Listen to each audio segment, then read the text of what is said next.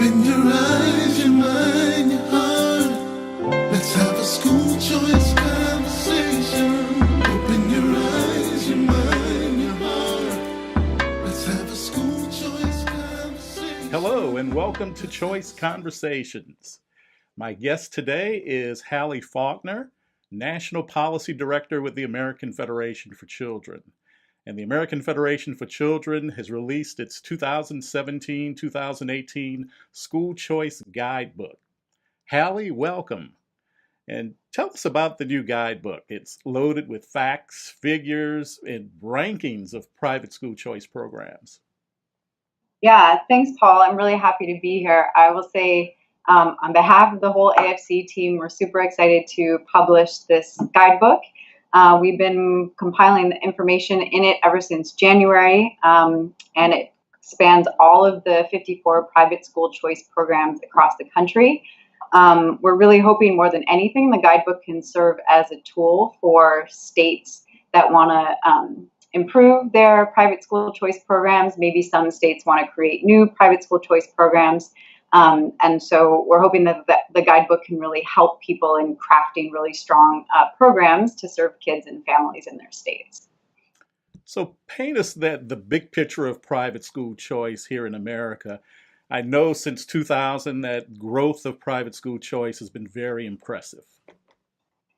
Yes, so in 2000, just 4 states had private school choice policies. And when we say private school choice, really referring to tax credit scholarship programs, voucher programs, education savings account programs. As we all know, there are many types of school choice now, charter schools, magnet schools, etc. But this guidebook focuses on private school choice. So in 2000, there were 4 private school choice programs. 4 programs in 4 states, and now we have programs in 26 states, plus DC and Puerto Rico. There are 54 private school choice programs across the country, so some states like Louisiana have multiple private school choice programs to serve the needs of different types of students. And we're excited because this year there are almost 500,000 students, so nearly 500,000 students enrolled in private school choice programs nationwide. And in the guidebook, you can see specific student enrollment information for more than 20 years. So Louisiana, the book has rankings. Where do we rank? Good question. So the guidebook kind of scores and ranks all the programs except for those programs that are restricted to special needs students or designed for special needs students. So of Louisiana's 3 programs, 2 of those programs are scored and ranked. So the voucher program doesn't do so hot. It's ranked 9 out of 11 voucher programs nationwide, mostly because it has some weaknesses around student enrollment and consistent funding. So, we'd like to see more families kind of learning about the program and choosing the program. The positive news is that Louisiana's tax credit scholarship program, which is formerly a tuition rebate program, ranked pretty high. So it's 3rd out of 18 tax credit scholarship programs nationwide. It has really strong school accountability measures. It has a high percentage of credit, 95% credit.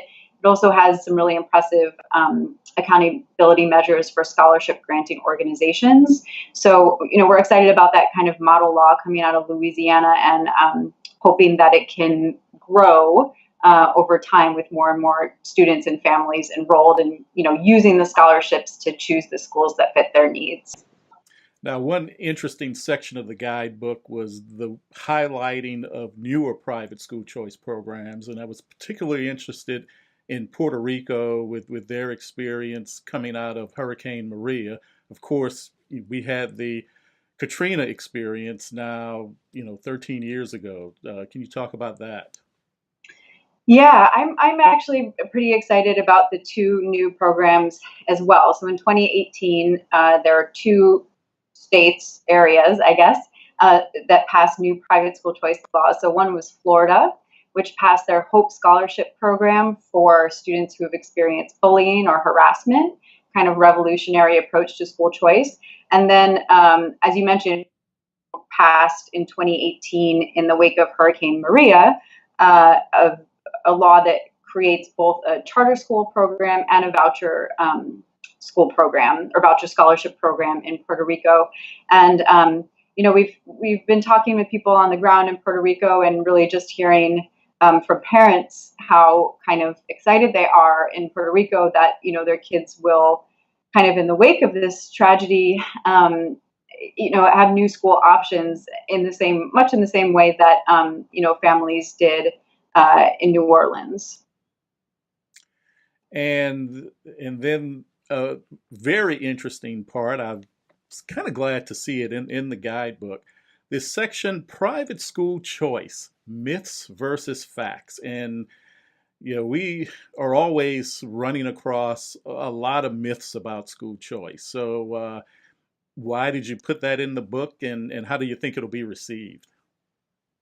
Yeah, thanks for asking. Well, I'm glad that you're glad it's there, because I'll be honest, we had some internal debate about, whether to include it and how much to include. But I think at the end of the day, we thought it was important that we kind of set the record straight in a way about some common misconceptions about school choice, because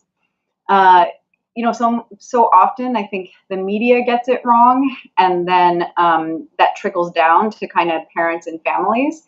And ultimately, I personally don't care what the media says about school choice. I just want parents and kids to have good school options. I'm a former middle school teacher myself, so school choice is really near and dear to my heart, in that I want all kids to have, access to the best schools for their learning needs. So we're hoping that school choice advocates can use those myths versus facts to kind of push back on some common misconceptions about school choice. So the guidebook, a lot of information. How do you see it will be utilized by, really just people in general? Yeah, it's a good question. So we see people use the guidebook. So far, in previous versions, people have used it mainly as a data resource, which we think is really important, right? If you want to know how much funding a program has, or how many schools are participating in a program, how many students are participating, what the regulations are for schools, et cetera, it's a really good source for all that data. What we're, I think, particularly excited about in this version of the guidebook is, as you mentioned, the scores and rankings. So we're not just giving information about the programs, but we're actually evaluating them. So what is the strongest tax credit program in the country? What is the strongest voucher program in the country? And maybe what are the weakest, right? Because we can learn from both. So I'm hoping, and I think the greater AFC team is hoping, that more kind of advocates and stakeholders at the local level can use the guidebook to look at model programs and then compare them to their own programs and see areas for growth and improvement, which is ultimately what we're looking for, especially with the 2019 legislative sessions coming up sooner than we know it. And that's really my favorite part, is looking at how other states are doing it, and where Louisiana fits in that big picture. So the biggest question, how can I get my hands on it if I want a school choice guidebook from American Federation for Children? Okay, so you can go to www.schoolchoiceguidebook.com. Schoolchoiceguidebook.com. You can also go to the AFC homepage, so federationforchildren.org, and there's a link to it from our homepage. What's really cool about the landing page, schoolchoiceguidebook.com, is that you can enter in your email address and then get information on how to get a free physical copy of the guidebook. So if you're like me, I like to hold it and turn the pages and underline things. So if you want that free copy, just go to that schoolchoiceguidebook.com, put in your email address, and we will ship one out to you. Halli, I thank you for joining us today, and this has been another Choice Conversation. Thank you. Thank you. Open your eyes, your mind, your heart. Let's have a school choice.